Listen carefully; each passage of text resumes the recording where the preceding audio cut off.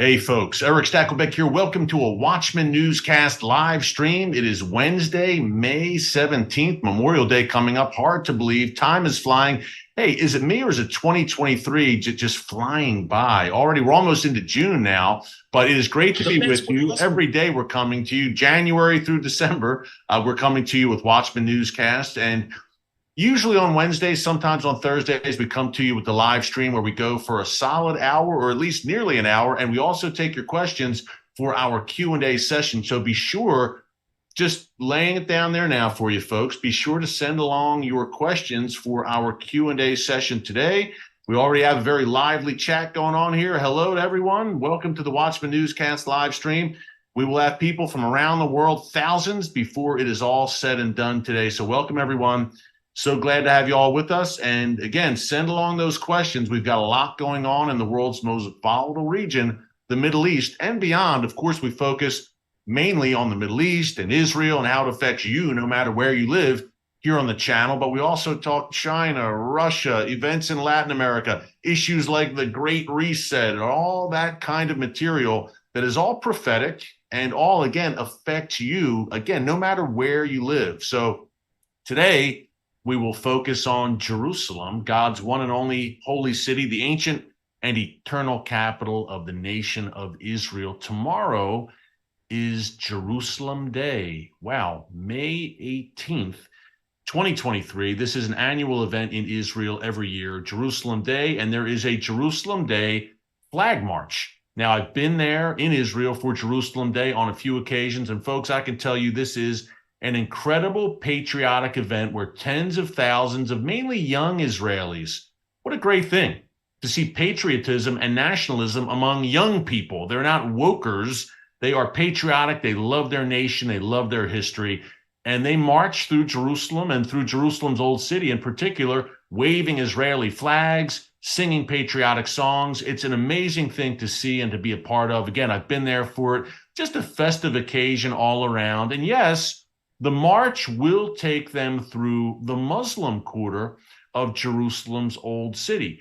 It is the Muslim quarter, but it is part of Jerusalem, and Jerusalem is part of Israel, the ancient and ancestral capital, as a matter of fact, of the nation of Israel. So the Muslim quarter in the old city of Jerusalem, guess what? It may be the Muslim quarter, but it's part of Israel, and many Muslims live in Israel, by the way, throughout. So yes, the march does travel through the Muslim quarter of Jerusalem's old city. Well, guess what? Hamas and other Palestinian terror groups do not like that very much. But folks, they'll use the Muslim quarter section of the march as a pretext. This march could take place on any square inch, not only of Jerusalem, but of the land of Israel. And Hamas would not like it, because what is the goal of Hamas and its parent, the Iranian regime? It is to wipe Israel off the map and quite literally push every Jew into the sea. Not only is a Jerusalem Day march taking place in Jerusalem, obviously, or any inch of Israel, an issue for Hamas, a parade, a Jewish parade, a mainly Jewish parade, of course, celebrating Jerusalem, taking place anywhere in the world, whether Tel Aviv, Texas, or Toronto, would draw the ire of Hamas, because the end game, folks, is not just to wipe Israel off the map. Hamas wants to see every single Jew in the world quite literally eliminated. They make no bones about it. Just go back and read the Hamas charter. And remember, Hamas is the Palestinian branch of the Muslim Brotherhood. So that's where we are at. Hamas, time and time again, has used Jerusalem as a pretext to carry out attacks against Israel and to literally launch attacks, projectiles, rockets, even at Jerusalem. So we're watching tomorrow. We're watching the run-up to Jerusalem Day tomorrow, and the U.S. is already commenting on this, the Biden administration urging calm on all sides. But again, folks, I've been in Jerusalem for the Flag Day, and I don't think the calm is needed on the Israeli side, where it's a lot of mainly young people, tens of thousands, getting together, singing patriotic songs and celebrating their nation and their capital. It's not them. It's the Hamas terrorists who are launching rockets at them. That's who the U.S. should be urging to be calm. But that's not the case, of course. And the U.S. and the EU are gnashing their teeth. Believe me, folks, they would love to see this Jerusalem Day flag march canceled altogether. Certainly not to wind through the Muslim quarter of the old city of Jerusalem. But to Benjamin Netanyahu's credit, he's sticking to his guns. He's saying, no, we will conduct this annual flag march. This is our country. This is our capital. And the old city, every inch of the old city, belongs to the state of Israel as well. So yes, we're going to march through every last quarter of the old city, all 4 of them.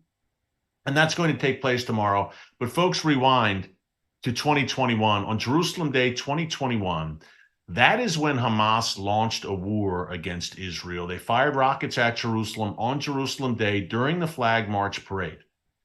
And then we had a bloody 11-day conflict. I was there in the aftermath. You saw me reporting from on the ground in southern Israel near the Gaza border in the aftermath of that 11-day war.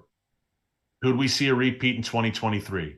I'm not being an alarmist, a scaremonger. I'm not trying to hype up war. I'm not being a warmonger, as some suggest when we cover wars and rumors of war, because it's news and we're a news site focused on the Middle East.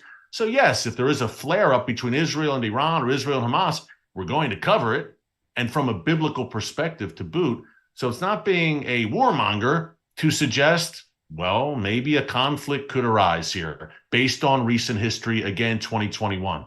And Hamas, again, uses Jerusalem as a cudgel against Israel time and time again, in particular the Temple Mount.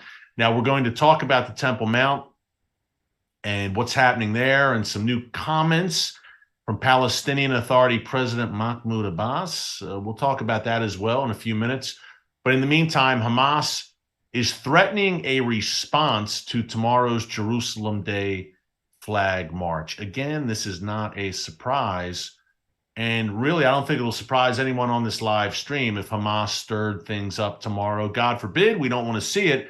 But we have our eyes wide open when it comes to Hamas. And this comes on the heels, of course, of last week's toe-to-toe battle between Israel and another Iran-backed, Gaza-based, mainly Gaza-based terror group, Palestinian Islamic Jihad. Now, over the weekend, Israel came to a ceasefire with Islamic Jihad after 5 days of, again, pretty fierce fighting. Islamic Jihad launched over 1,200 rockets at Israel. Notice I didn't say they launched them into Israel or they bombarded Israel. They launched them at Israel. They attempted to bombard Israel. But 2 things happened, folks. Number one, Israel's Iron Dome missile defense system intercepted a good number of those incoming rockets. And number 2, a good number of them also fell inside of Gaza. They were launched by Islamic Jihad from on the ground in Gaza, but they never made it out of Gaza. They never reached Israel. They fell inside of Gaza. And at least 4 Palestinians in Gaza were killed by Islamic Jihad's own rockets. And we saw this in that 2021 war with Hamas, which I mentioned a minute ago. Same deal. Many of those rockets fell inside of Gaza and killed Hamas's fellow Palestinians. That's how it works in Gaza, which is ruled by Hamas with an iron fist. Nonetheless, during this mini conflict, which wasn't so mini, look, Islamic Jihad launched, again, 1,200 rockets at Israel last week, and Israel eliminated 6 Islamic Jihad commanders, top commanders of this Iran-backed terror group. So this was a pretty major confrontation, but Hamas did not get involved, folks. Hamas held its fire and stood on the sidelines as Palestinian Islamic Jihad and Israel went head to head. Now, why did Hamas stay on the sidelines? I think Hamas is still licking its wounds from 2021, from that war 2 years ago, almost to the day. That's number one. Number 2, there is a bit of a competition between Islamic Jihad and Hamas. Yes, they work closely together in tandem against Israel many times, but Hamas is the big dog in Gaza. They don't want to see Islamic Jihad get too big and too influential, because if that happens, the radical factions of Palestinians might start flocking to the Palestinian Islamic Jihad banner rather than the Hamas banner. So Hamas tolerates Islamic Jihad, and they have to, because Iran is the backer of Islamic Jihad. So if Iran says, hey, we're going to back Islamic Jihad. You better just like it and keep your mouth shut. Hamas, at the end of the day, doesn't have much of a choice there, and that's exactly the case. So Islamic Jihad took serious lumps last week. Hamas did stay on the sideline. And again, I can't stress enough, they have what they call a joint operations center. I'm talking about Islamic Jihad and Hamas, as well as other Palestinian terror groups. Well, yes, whereas they do have a rivalry as well. It's not a shooting rivalry, but there's a rivalry between the groups. But when it comes to Israel and killing Jews, they come together quite nicely in this joint operations center. But Hamas this time chose to stay on the sidelines. Islamic Jihad, according to Israeli intelligence, has about 10,000 rockets, a lethal arsenal, no doubt. But Hamas has much, much more than that, folks. A very important point here.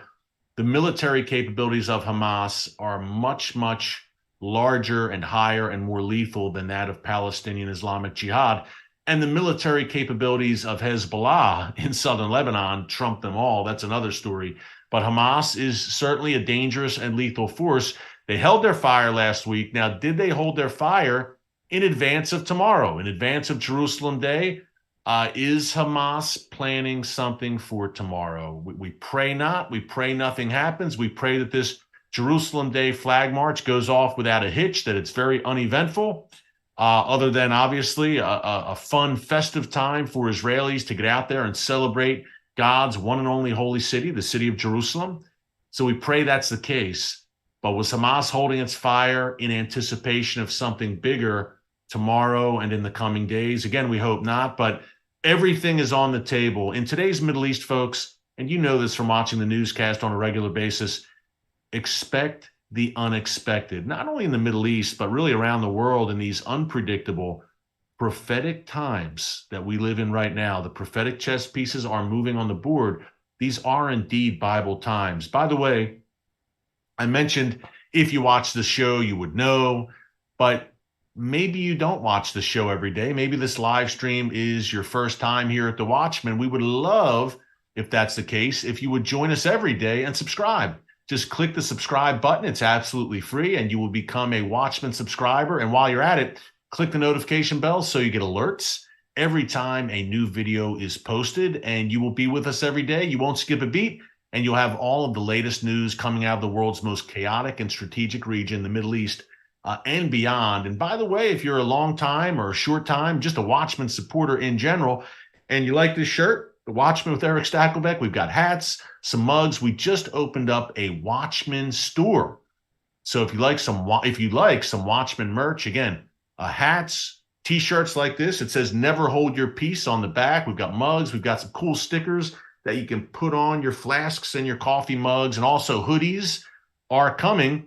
Go to shop.tbn.org/Watchman. That's shop.tbn.org/Watchman to pick up some cool Watchman merch just in time for the summer. And when you do it, you're showing your support for the channel, number one, but number two, you're helping to keep us on the air.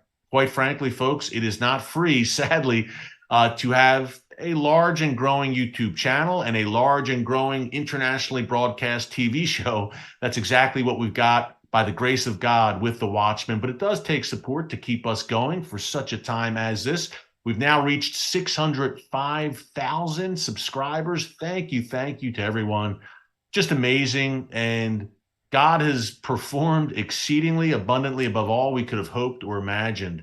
And myself and the entire Watchman team, and really expanded our territory in a way we could have never imagined.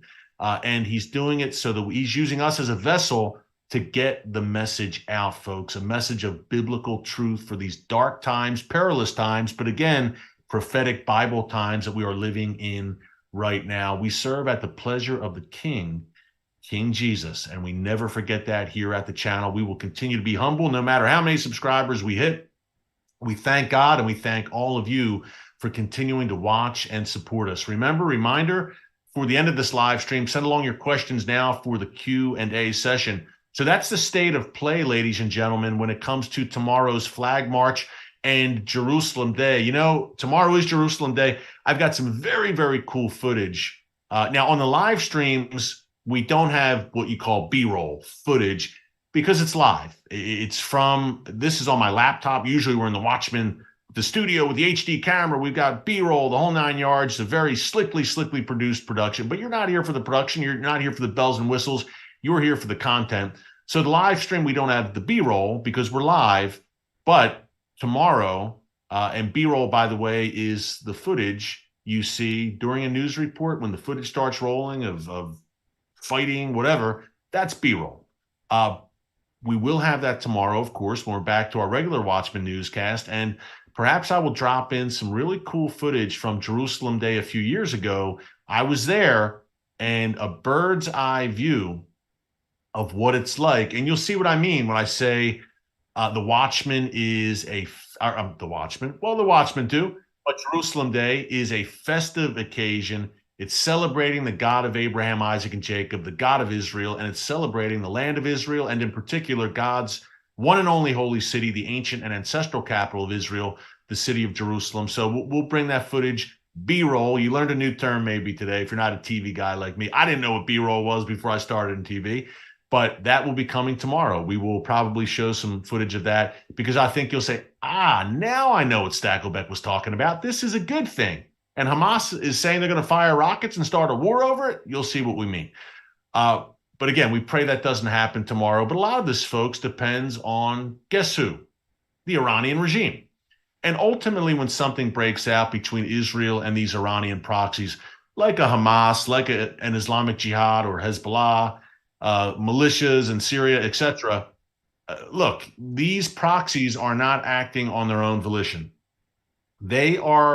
There's some degree of independence, perhaps, but at the end of the day, they need to check in with the mothership in Tehran, with the Iranian regime, when it comes to starting a conflict and when it comes to ending a conflict. When Iran says, okay, let's wrap it up now, we've accomplished what we want to accomplish. And the main thing for Iran, and it's often been said, and remember, Iran, look, the Iranians, the vast majority, the Iranian leadership are Persian. They're not Arabs. And it's often been said that the Iranian regime will fight, however, to the last drop of Arab blood. Although the Iranians are Persians, the Houthis, Hezbollah, Islamic Jihad, Hamas, the Shia militias in Iraq and Syria are 99.9% overwhelmingly Arabs. And Persian Iran really has no compunction about throwing them to the wolves on a regular basis. Nonetheless, Iran will probe with these continued flare-ups between Israel and the proxies.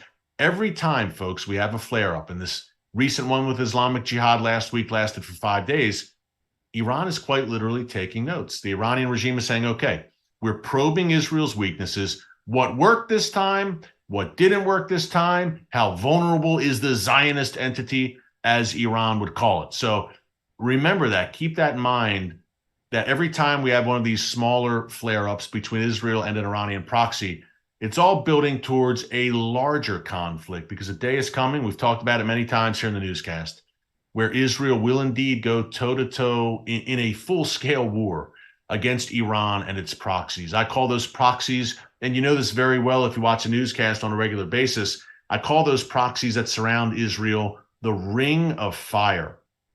A ring of fire that surrounds Israel, armed to the teeth with attack drones and most certainly with rockets and missiles, tens of thousands surrounding Israel on all sides. Eventually, the Iranian regime will ignite that ring of fire. I think the big question is, how and why does it ignite? What is the trigger for this major war? And by the way, I believe that war will be a war that precedes Ezekiel's war, the war of Gog and Magog, laid out in the book of Ezekiel, chapters 38 and 39. You might be saying, Ezekiel, what? Gog and Magog, who?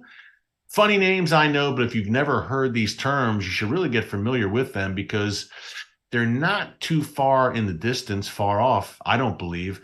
The book of Ezekiel, chapters 38 and 39, just read your Bible, lays out what Ezekiel calls, with God Almighty speaking through him, a latter, T-T-E-R, latter days, end days conflict between Israel and a number of nations. Foremost among them, I believe, is Russia. Now, Gog, Magog, Meshach, Tubal, there's a lot of names used in Ezekiel 38 and 39 where you may say, That's not Russia. That doesn't say Russia. Remember, this was written some 2,600 years ago, 2,500 years ago in Babylon. So, yes, names were different back then, but these are biblical Old Testament era names for modern nations. One of them is, drum roll please, Persia, Iran. So Russia, Iran, I believe Turkey will be part of that mix as well. In a future war will come against Israel. They will perish on the mountains of Israel, their military forces, when God intervenes in a mighty, massive, and undeniable way on behalf of his land and his people. So that's some backdrop there for you. But before that massive earth-shattering and earth-shaking, quite literally, Ezekiel says there will be a massive earthquake during that war. And I don't think that war is going to last very long once God directly intervenes, but I digress. But before that war, I think there will be a conflict that sets it up. Many have said that's Psalm 83, the Psalm 83 war. You can go back and read Psalm 83. We talked about this on the newscast, on the live stream last week. I'm not dogmatic about Psalm 83.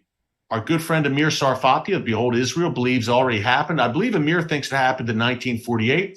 Our good friend Bill Salas of prophecydepot.com says it is yet to come. All I know is this.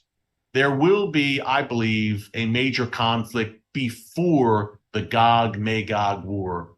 In many ways, you could look at that Gog-Magog war on the part of Iran, Russia, etc., that coalition that comes against Israel, an Islamic coalition, but led by Russia.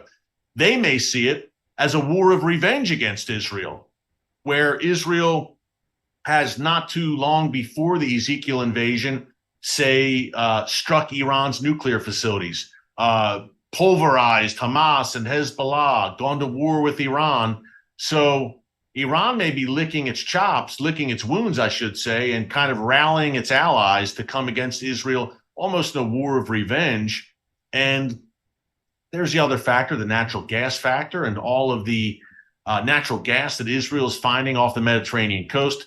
So a lot going on there, but I do believe there will be a major conflict before the war of Gog and Magog. And what could spark it may very well be an Israeli strike against Iran's nuclear facilities. To that end, we've got an interesting article, a new one that I want to quote from.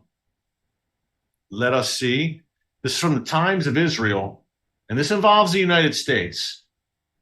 A publication called Axios, which is very kind of plugged in Washington, D.C. political circles, the swamp. They released a report today. And folks, what do you think of this? I'd love to see your comments. Please comment on this because it gives me an uneasy feeling. And I'm saying this as a U.S. citizen who loves my country. The U.S. has proposed, I'm just reading this directly off my phone, I don't want to misquote it. The U.S. has proposed to Israel the idea of conducting joint military planning regarding Iran, the Axios news site reports. The report, citing 3 U.S. and Israeli officials, says U.S. officials are presenting the idea as an unprecedented cooperation that would significantly upgrade military cooperation between the two allies. However, the report says that Israel is skeptical, fearing it could tie Israel's hands from taking independent action against Iran and its nuclear program. Israel has not rejected the proposal, according to this report, but is asking for clarification. Again, the U.S. is saying, hey, we'll plan together when it comes to military action against Iran or no action. Let's keep us in the loop. Any military plans regarding Iran, we'll do together, Israel. It all sounds so inviting, doesn't it? But then you look at the current occupant of the White House and the Biden administration, their treatment of Israel, and whether they're trustworthy. So what they're saying is, hey, any military planning whatsoever. Folks, to me, the Israelis aren't naive. This seems pretty obvious to me, a pretty obvious attempt by the Biden administration to avoid any kinds of surprises, to stay completely in the loop. And why do you think you see so many Biden administration and Pentagon officials visiting Israel in recent months?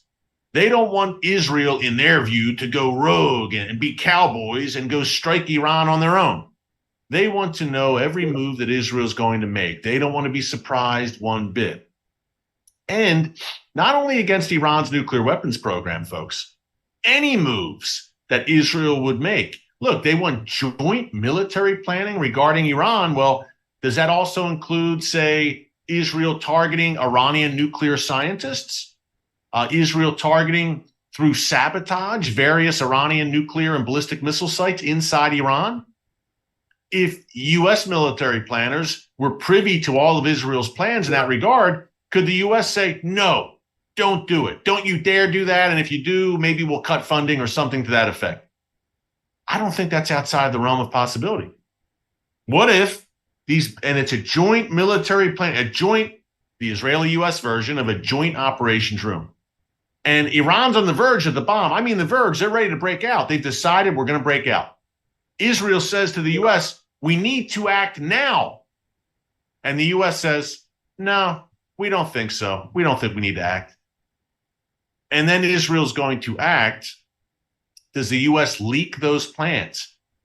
Does this administration leak any potential Israeli military plans? If Israel wants to go through with a military action that the Biden administration does not agree with, and folks, make no mistake about it, the Biden administration does not want to see Israel strike Iran's nuclear weapons facilities.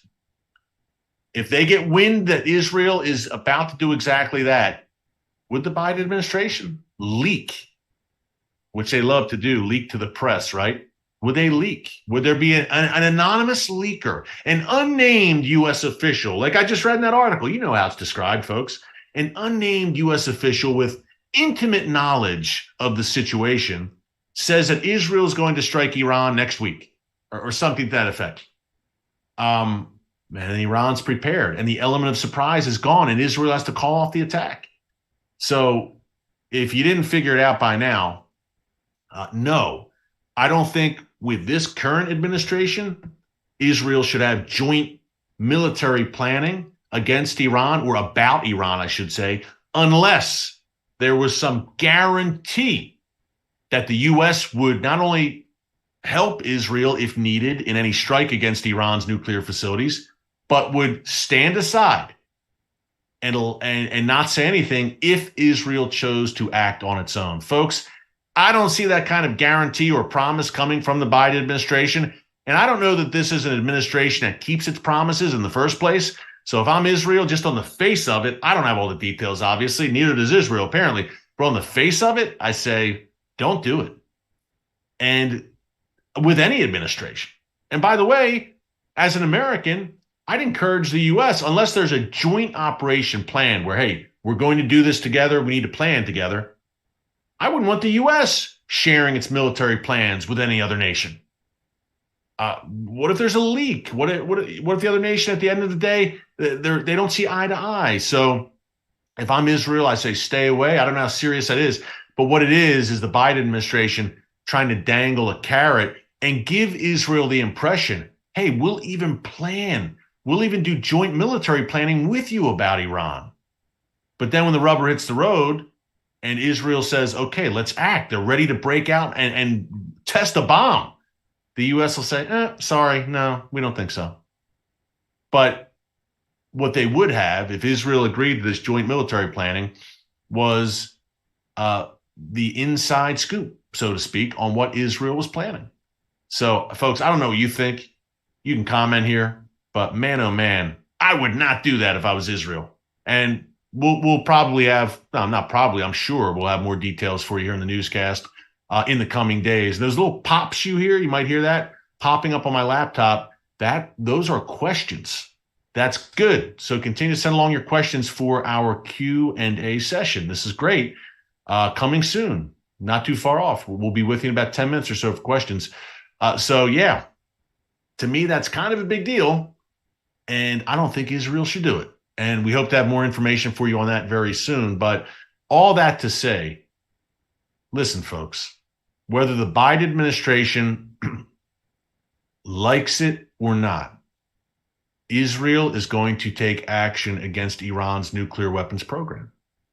Eventually. This can't go on. It's unsustainable and it's unacceptable for Israel. It's a red line. It's an existential threat. So do you really think if a nation is facing the end of its very existence, do you really think that Israel, which would be facing exactly that if Iran developed nuclear weapons, do you think Israel is going to not act against that existential threat just because the U.S. is wagging its finger and threatening to cut funding? I don't think so. I think Israel says, you know what? That stinks that now we're not getting along with the U.S. administration and it looks like they're going to cut funding. That really stinks. We'll deal with that later. But in the short term, we need to deal with the existential threat and not worry about hurting anyone's feelings or hurting any relationships, because we have some folks who want to kill us and wipe us off the map. And now they've got the weapons to make that diabolical plan a reality. So we're going to go and deal with that decisively. And then when the dust clears, we'll see what happens with the U.S. and the Biden administration, and we'll cross that bridge when we come to it. But immediately in our face right now is our destruction looming in the form of nuclear Iran. I think that's the calculus of Israel's leaders right now, and I think that's wise and correct. But that's the state of play, again, with the Iranian nuclear program and the U.S. You know, when we reported this on the newscast about a week or two ago, that the U.S. is sending bunker-busting bombs to the Middle East. And you might say, wow, that's exactly what's needed to eliminate Iran's nuclear program. And it's scattered, as we know, across the country. Look, Iran, ancient Persia, is a vast country. Folks, look at a map of the Middle East right now. The country is vast. And these nuclear installations are scattered throughout Iran, buried deep underground. So you'll need it would seem that you would need bunker-busting bombs to really, really set this program back. It's not like 1981 where Israel struck one nuclear reactor in Iraq, Saddam Hussein's reactor in Osirak. It's not like 2007, same deal. Israel struck one nuclear reactor in Syria, Bashar al-Assad's nuclear reactor. This is a much literally harder targets, it's plural, scattered throughout the nation of Iran. So you would think those bunker busters would come in very handy. Here's a problem with that. The Iranian regime knows that the Biden administration isn't actually going to use those bunker busters against Iran's nuclear program. It's a show of force, if I could even say that in the same sentence, from Joe Biden. It's meant to be a show of force and saying, Iran, we mean business. Look, we're sending bunker busters into your backyard in the Middle East. Here's the problem. Iran doesn't take them seriously. The Iranian regime isn't happy about having bunker busters in its backyard, but Iran says, you know what? They're not going to use them. We've taken their measure. We have attacked. This is Iran and its various allies. They have attacked U.S. forces in Iraq and Syria 78 times. Folks, count. At least 78 times since Joe Biden took office in January 2021. The U.S. during that time has responded to these 78 attacks exactly 3 times. So 75 times U.S. soldiers, U.S. assets in the Middle East were attacked quite clearly by Iran and its proxies. 75 times that happened with no U.S. response. Between that and the Biden administration still trying to forge some kind of nuclear deal with the Iranian regime, even as Iran is aligned with Russia, supplying Russia with drones, even as Iran is killing its own citizens in the streets these past several months during those protests in Iran that we've covered here in the newscast. Even with all of that, the Biden administration still, even as Iran, by the way, was plotting the assassination of former Trump administration officials on U.S. soil, even with all that, the Biden administration still wants some sort of Iran nuclear deal. So what would you think if you were the mullahs, the ayatollahs in Tehran? You would say, we're hitting them, they don't react. Actually, not only do they not react in any real meaningful, game-changing way, they're crawling to us and offering us billions of dollars in sanctions relief. We keep misbehaving, and no matter how much we misbehave, they just want to appease us. So if you're the ayatollahs, you're saying, Oh, and now they're sending bunker busters. All right, they're not going to use them. We don't want them here in our backyard, but we know they're not going to use them. I mean, why would they take this administration seriously, considering what I just laid out for you? And that's the tip of the iceberg, by the way. Now, you might say, oh, you're getting political. You're bashing the Biden administration. You know what, folks? It is what it is. And these are no times to mince words. And I think you're here on the Watchman because I'm going to tell it like it is. I'm not going to hold my peace. And I think you'd rather know than not know. If anyone was in the Oval Office with policies I disagreed with, you would hear about it. This isn't a political channel, but sometimes it's unavoidable. You have to talk about world leaders, including the leader of the United States and the leadership. And if they're not making good moves, and if they're making moves that are jeopardizing the U.S., Israel, the West, the free world, I'm going to criticize those moves, and rightly so, and say, hey, this is a mistake. Would you rather be here or come here every day and just hear me say kumbaya and all is going to be well, and we're being led by an incredible administration, which is just in tip-top shape when it comes to its Middle East policy? It's just not reality. And at this late stage in history, I'm not going to sit here and kind of blow smoke. So I don't, I don't hold back on these issues. And I try and do it in as respectful way as possible. But I'm going to let you know, I don't agree with the current Middle East policies coming out of the White House. And it's okay for me to say that. And if you're offended, I'm really sorry to hear that. But we're going to tell it like it is for such a time as this here on the Watchman News Channel. And again, I think at the end of the day, that's why you're here. You don't want to hear me blow smoke and be all sunshine and lollipops when some serious prophetic game-changing events are developing right now. So we're going to keep at it here on the Watchman News Channel and tell it like it is, not only because we got the Holy Spirit, but you know what? I'm from Philly and we don't hold back, us Philly folk. So anyway, let's move on to the next story. Speaking of not holding back in a devious way, though, Mahmoud Abbas, the president of the Palestinian Authority, Israel's so-called partner for peace. We hear about this all the time, right? That Mahmoud Abbas, now that's someone Israel can do business with. Yes, Hamas, hey, they're over the top. They're terrorists. They're evil. They're horrible. They're killing civilians. But the Palestinian Authority, they're a different story altogether. That's what we're told by U.S. officials, by the European Union, by the UN. Hey, you can deal with Abbas, even though Abbas has been on record as a Holocaust denier, has incited terror against Israel many times in the past, and oversees that so-called pay-to-slay program where the Palestinian Authority of Mahmoud Abbas awards lifetime stipends, lifetime salaries to any Palestinian who carries out a terror attack against Israelis. That Palestinian terrorist may die in the process, but then his family receives the lifetime stipend, and they're pretty handsomely paid, I may add. I don't have the hard numbers in front of me, but it's enough to definitely fund them for a lifetime. That's exactly what happens. Also, as a U.S. citizen, just so you know, the U.S. Also has seen citizens killed by these Palestinian terror attacks. So Mahmoud Abbas has been fully in support of that, and he has refused to end this martyrdom program. The Trump administration cut funding to him over this, but the Biden administration has renewed the funding. Yet Abbas continues to pay these martyrs, quote unquote, salaries.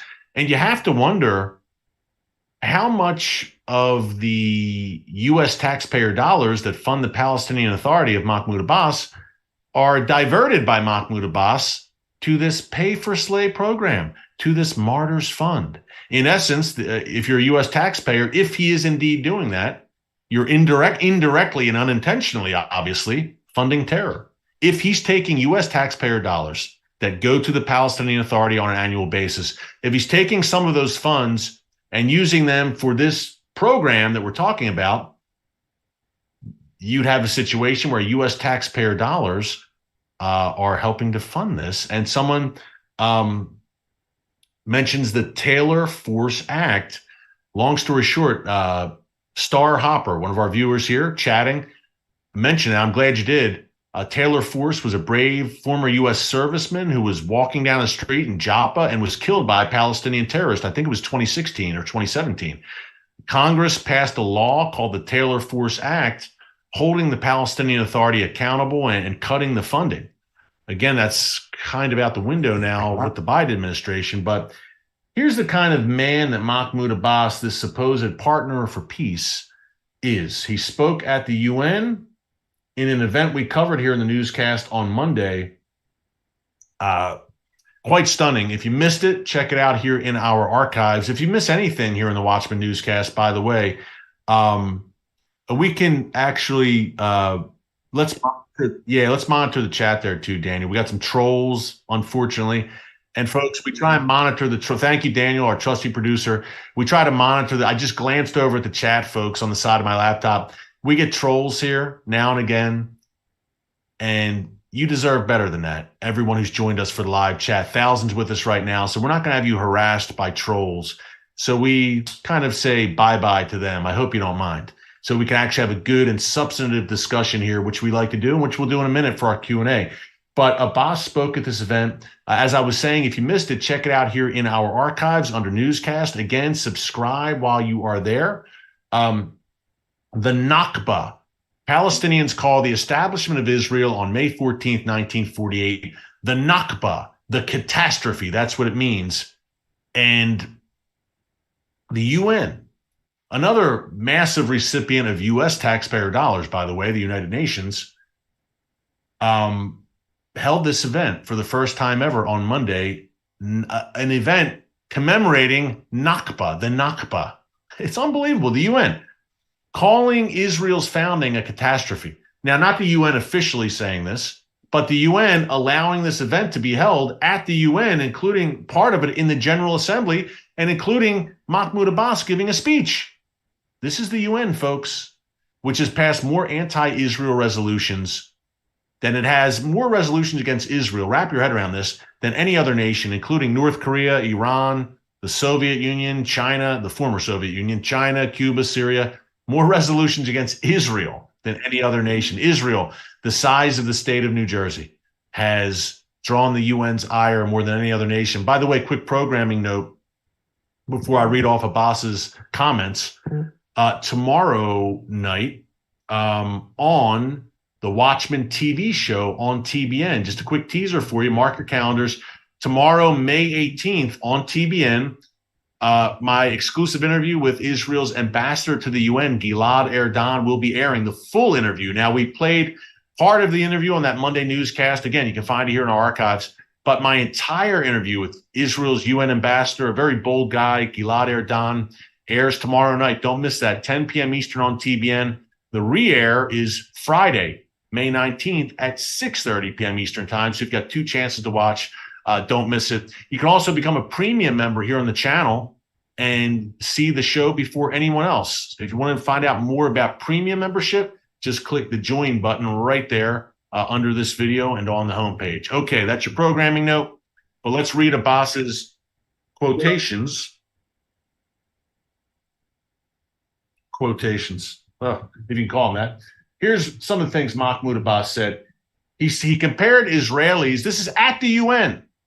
No one shut off his mic. At the UN, he compared Israelis to Nazis, said they lie like Goebbels, like Joseph Goebbels, the Nazi propagandist. He said that Israel is trying to perpetrate a new catastrophe, a new Nakba against Palestinians today. And the big takeaway I want to talk about, and he says there should be a right of return for Palestinian refugees, which would flood Israel with the descendants of perhaps millions of Palestinian refugees. They would live in Israel. Israel would cease to be a Jewish state. And that's the whole goal, for Israel to cease to exist, right? He wants the immediate establishment of a Palestinian state. He blasted Britain and the U.S. as being responsible for the Nakba. This is really quite a speech. Here's where it gets really interesting. It's all interesting and disturbing and distressing, but Abbas says Israeli and Zionist claims continue by saying that Israel made the desert bloom, as if Palestine was a desert and they made the desert bloom when they arrived. These are lies. They continue to lie like Goebbels. Then he goes on to say, last thing I'll say here about the Temple Mount. Here we go. He denied any Jewish connection to the Temple Mount in Jerusalem, saying Israelis have been digging for 30 years to find any evidence or proof of the existence of any Jewish ties to the Temple Mount, and they haven't found anything. Al-Sharif, which is what he calls, which Muslims call the Temple Mount, belongs exclusively to Muslims, he said. There was never any Jewish Israeli presence on the Temple Mount ever. Where do we begin? We don't have the time right now to unpack all of that because we have to get to the Q&A. But I would say two things as I pull up your questions here. 1 second. Okay. Wow. We've got a lot of good questions here. Very good. I'm just glancing here now. I'd say two things, folks. Number one, in terms of Israel didn't make the desert bloom, there was this thriving nation called Palestine that was here before Israel. And you would think there was this thriving metropolis. And can you name any great Palestinian, I don't know, presidents or prime ministers or kings or inventors or explorers, or where are they? I don't see them in the annals of history before Yasser Arafat and before the Grand Mufti during World War II, who was an ally of Adolf Hitler, speaking of Nazis. The land was not called Palestine until Philistia, Philistines, get it? Until after Rome destroyed, well, actually, the Bar Kokhba revolt. The temple destroyed in Jerusalem, AD 70. The Bar Kokhba revolt ends in around 135 AD, and the Jewish people are really scattered then out of their ancestral homeland. The Roman Emperor Hadrian renamed it Palestine, Syria Palestina, as a direct dig to the Jews. Philistia, it translates to Philistia, the Philistines, the mortal enemies of the Jewish people. Just as a dig to the Jews, Hadrian renamed it Philistia. That's where the name Palestine came from. And that land, there were many people. We don't have time again for the whole history lesson. Let me just say this. Mark Twain, do an internet search on, according to Abbas, that land was thriving before the Jews returned in massive numbers with the Zionist movement beginning in around the 1880s or so. By the way, even in the 1850s, Jerusalem had a Jewish majority. Yes, check your history books. But Mark Twain, the famous American author, wrote a book called The Innocents Abroad. Do an internet search. Read some of what Twain wrote. I believe he was in the Holy Land in the 1850s, 1860s. He said, this is a wasteland. There's barely a soul here. He said, I can travel 10 miles and not see a single solitary soul. The entire land is dilapidated. There's robbers. There's brigands everywhere. This is the Holy Land, Mark Twain said. I can't believe it. So that's what it looked like before the Jewish people came back in large numbers, starting in the late 19th century. Sorry, Abu Mazen, as his followers call Mahmoud Abbas. But we could go on and on. We've discussed this many times on the newscast in the past, folks. But in terms of the Temple Mount, look, for 30 years, they haven't found anything. Really? I don't know. We've been reporting on a regular basis here in the newscast the amazing biblical archaeology finds. And, in 1995, the Palestinian Authority of Mahmoud Abbas attempted to cover up some excavations that were going on around the Temple Mount, as we've also covered here in the newscast. So, wow, the number of lies coming out of his mouth at the UN was pretty unprecedented, but you need to know about it because this is the man that the world says is Israel's partner for peace. Wow. Okay, let's get into the questions before we wrap up here. Wow, a lot of questions. Always good. We have a very informed audience here in the Watchman. Let's see. Some good ones. Pardon me 1 minute as I look at your questions and pick some out here. There's so many. Wow. Um,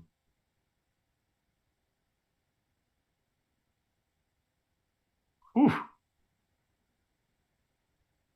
Jesus is king. I'm picking that because I just love your handle there. Jesus is king. Amen. Yes, he is. Will Putin, his question is, or her question, will Putin respond to his assassination attempt? How do you think he'll respond? We covered this last week, right? That Putin alleges that Ukraine sent drones against the Kremlin in an attempted assassination against him, against Vladimir Putin. It's about 2 weeks ago, actually, now. Now, I expected an immediate response from Russia, or a fairly immediate response. But if and when Russia does respond in a major way, you can be sure that they'll say, hey, we're responding because of that assassination attempt. Russia, and I believe this was most likely these drones that were shot down or destroyed somehow right above the Kremlin. How did they enter the airspace in Moscow and enter the Kremlin's airspace? Good question. So this was most likely orchestrated by Putin's regime as a pretext to strike against Ukraine in a massive way. Now, either he has something planned for the long term in terms of retaliation here, and he's going to say, we did this because of that assassination attempt back in early May 2023. Or Russia says, shoot, the world didn't buy it. No one bought it. We tried to orchestrate this fake assassination attempt, and no one bought it. So I guess maybe we should move on from it, and we won't use that as a pretext because it doesn't have the credibility we would need as a false flag. That would be the term I'm guessing would be used, right?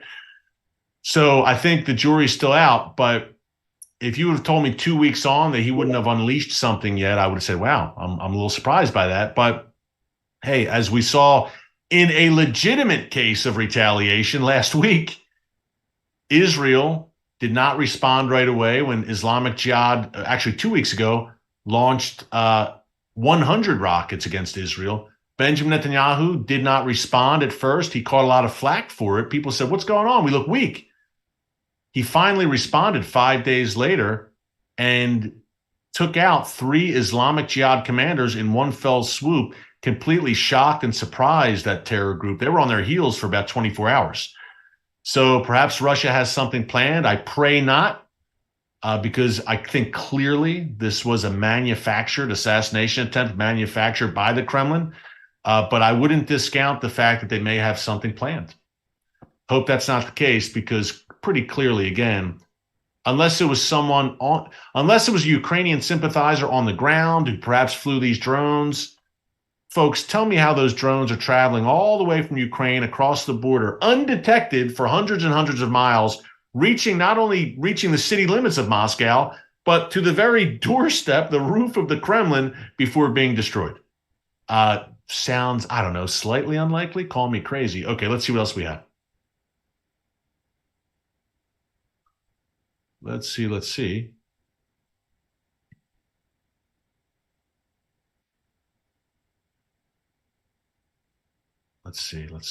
Gosh, you guys are good. A lot of good questions here. Carl Thomas asks, are there any developments on the status of Damascus? And Carl, I know what you're getting at. Isaiah 17. We've talked about this a bunch prophetically here on the newscast. Isaiah 17 says that a day is coming when Damascus, which is one of the world's oldest inhabited cities, will cease to be a city. As a matter of fact, Isaiah 17 says Damascus, the capital of Syria, will one day become a ruinous heap. Even the Mongols didn't completely destroy Damascus. And even this civil war over the past decade plus hasn't completely seen the end of Damascus. So Damascus is still standing, but the Bible certainly is pretty clear that one day it won't be. So that's the background, and that's what I think Carl is probably asking because of the prophetic implications of Damascus. Nothing new, Carl, other than, look, Israel continues to carry out airstrikes in and around Damascus, no doubt. And Bashar al-Assad continues to align, the Syrian dictator continues to align himself with Israel's mortal enemies at Israel's doorstep. So Isaiah 17 clearly doesn't sound so far-fetched when you consider those facts, but no breaking developments regarding Damascus. Okay, what else do we have?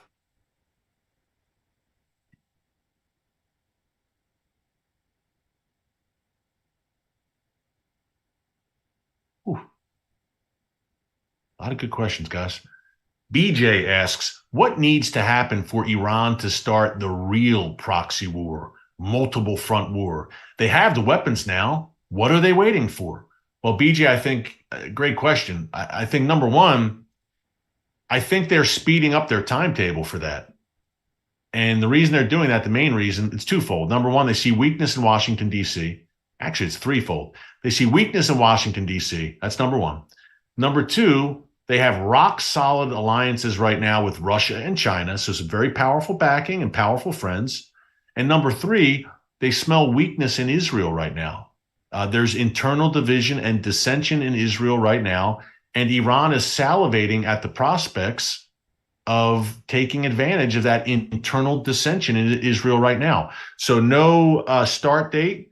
And hey, as we said earlier, BJ, perhaps this isn't Iran preemptively launching a war against Israel. Perhaps this is Israel preemptively launching strikes against Iran's nuclear facilities and perhaps Hezbollah as well. And then this multiple front war begins.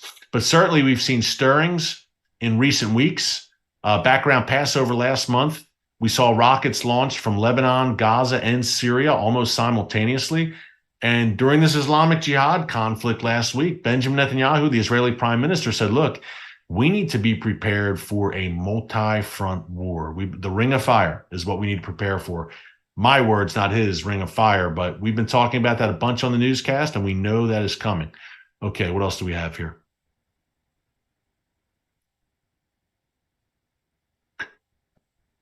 Aniaw, A-N-I-A-W. What is the latest archaeological discovery in Israel proving the Bible is true, which it really is?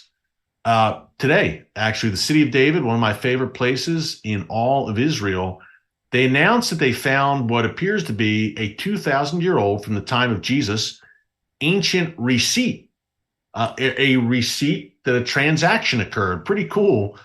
It's found alongside along the pilgrimage road, which we showed you here in the newscast. The pilgrimage road that led up from the pool of Siloam, where worshipers, including Jesus and the disciples, 2,000 years ago would have ritually cleansed themselves. They would have walked up to the Temple Mount to the temple along this ancient pilgrimage road. I've walked that road, and this ancient receipt, it looked like a stone and something was carved in it, was found along the pilgrimage road dating back 2,000 years. So that's the city of David, an amazing place. So just one more cool discovery for you. Thank you for the question. And hey, we got to go now. It's been an hour, believe it or not.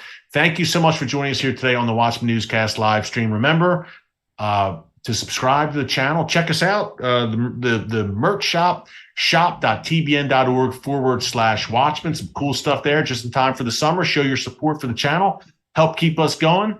And we will see you here tomorrow. Until then, God bless you. And remember, never hold your peace. Hey everyone, thanks for checking out the Watchman Newscast. Make sure you hit the subscribe button so you never miss an upload, and tap the bell icon so you're notified every time a new video is posted. And don't forget to share your thoughts, insights, and comments below. Thanks for watching. We'll see you back here tomorrow.